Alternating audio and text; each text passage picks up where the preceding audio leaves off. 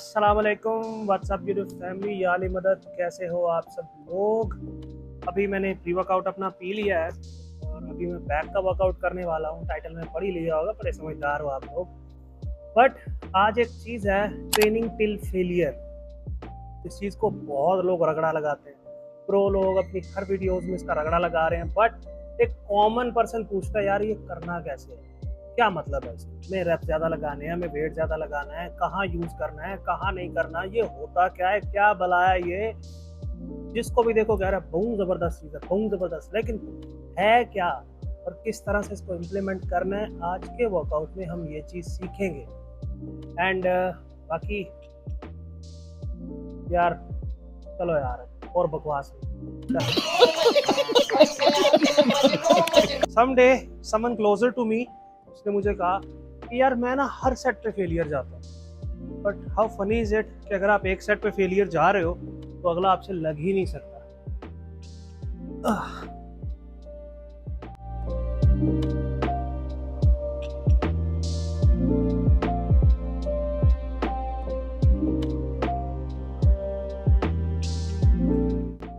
Now the question is training till failure है क्या।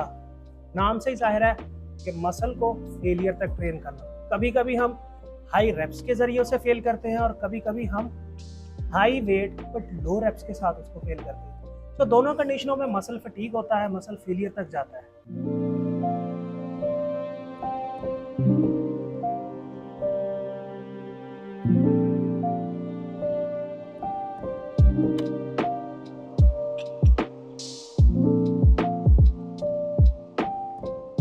हमें कब फेलियर अचीव करना चाहिए।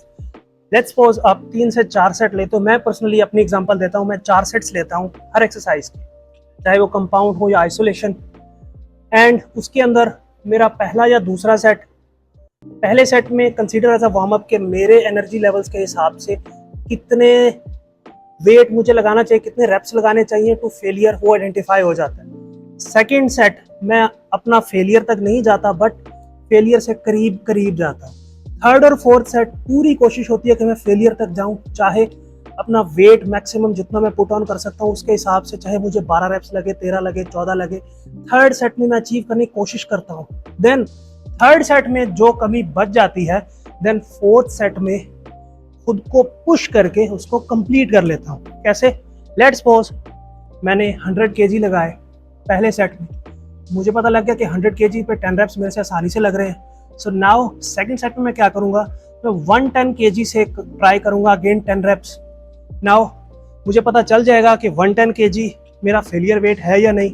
देन मैं क्या करूंगा, अगर लेट्स सपोज मुझे ऐसा फील होता है कि मैं इस पे भी 10 रेप लगाने के बाद 11वां रेप लगा सकता हूं, देन सेकंड सेट में वहीं पे रुक के अपना थर्ड और फोर्थ सेट में मैं इस चीज को बीट करने की कोशिश करूंगा। क्या होगा, नंबर 1 इज कि जब मैं ऐसा करूंगा तो थर्ड या फोर्थ सेट में मेरा मसल कंप्लीटली फेल हो जाएगा।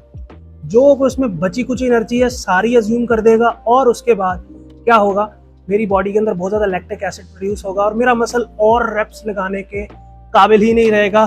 तो ये मैंने अपने उस मसल को, टारगेटेड मसल्स को फुली डिमोलिश कर दिया।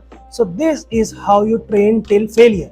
अब कभी कभार आई विल गो 110 केजी के साथ मैं रेप्स ज्यादा लेता हूँ, कभी कभार अगर थर्ड या फोर्थ सेट में मैं वेट ज्यादा कर लेता हूँ। सो दोनों तरीकों से आप इसको अचीव कर सकते हो। It's not a thumb rule कि आपको सिर्फ इतने रेप रेंज में रहना या उतने में रहना है। जो रेप्स आपको आपकी लिमिट से ज्यादा पुश कर रहा है, that is your failure.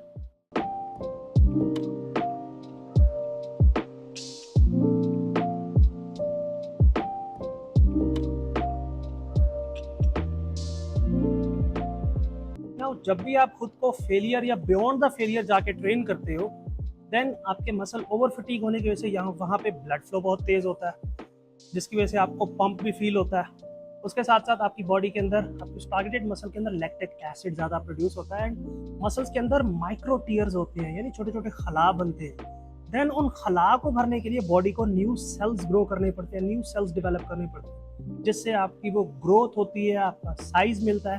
And अगर आप फैट लॉस गोल पे हैं तो देन आपकी बॉडी फैट को, जब आप डेफिसिट में होते हैं, फैट को एनर्जी में कन्वर्ट करके उन न्यू सेल्स को प्रोड्यूस करती है। सो आप चाहे मसल बिल्डिंग गोल पे हो, चाहे फैट लॉस पे हो, चाहे बॉडी रिकम्पोजिशन पे, ट्रेनिंग टिल फेलियर या ट्रेनिंग बियॉन्ड द फेलियर आपके लिए हमेशा हेल्पफुल होता है, बट बशर्ते आपकी ट्रेनिंग और डाइट उसी तरह से अच्छी है, क्योंकि बॉडी को डेवलप न्यू सेल्स तभी डेवलप कर पाएगी जब उसे पूरी न्यूट्रिशन मिलेगी, पूरा रेस्ट मिलेगा। अदरवाइज आपका ये ट्रेनिंग सेशन भी आपकी रिकवरी को और ज़्यादा डिले कर देगा, जो कि अगेन आप लोगों के लिए अच्छा नहीं है। So remember, diet, workout, rest, तीनों चीज़ें पिलर्स हैं। किसी एक भी पिलर को उखाड़ोगे ना, पूरी इमारत गिर जाएगी। नाउ द क्वेश्चन इज कि आपको कब और कहाँ अपना ट्रेन टिल फेलियर करना चाहिए, यानी अपने सेट्स के अंदर फेलियर अचीव करना चाहिए, किन किन एक्सरसाइजेज में। अगर आप बहुत ज़्यादा कंपाउंड लिफ्ट्स करते हो, जैसे squat, dead lift, bench press, तो आई नेवर रिकमेंड कि आप हर बार उनके अंदर फेलियर अचीव करो, बट इसको ज़्यादा टारगेट करो अपने आइसोलेशन मूवमेंट्स पे, जैसे लैटरल रेजेस, फ्लाइज एंड या मशीन मूवमेंट्स हो गए। जब भी आप एक्सरसाइज मशीन पे कर रहे होते हैं, आपका फॉर्म थोड़ा रिस्ट्रिक्टेड होता है, आपको एक सपोर्ट अवेलेबल होती है, आपके बाकी के बहुत सारे मसल्स इन्वॉल्व नहीं हो रहे होते, या आप आइसोलेशन परफॉर्म कर रहे होते हैं, तभी आप फेलियर तक जाएं। इससे आपको इंजरी के चांस कम होंगे। एंड पहला, अगर आप 3 सेट ले रहे हो तो लास्ट 2 सेट्स के अंदर फेलियर जाने की कोशिश करो।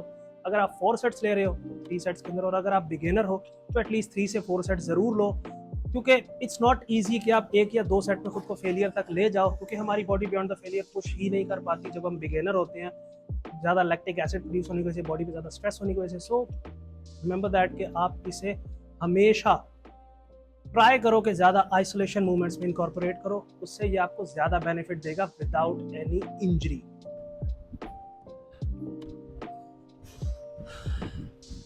अभी पोजिंग कंप्लीट करके अब टाइम हो चुका है, मैं घर जाऊंगा और आज का वीडियो यहीं पे एंड।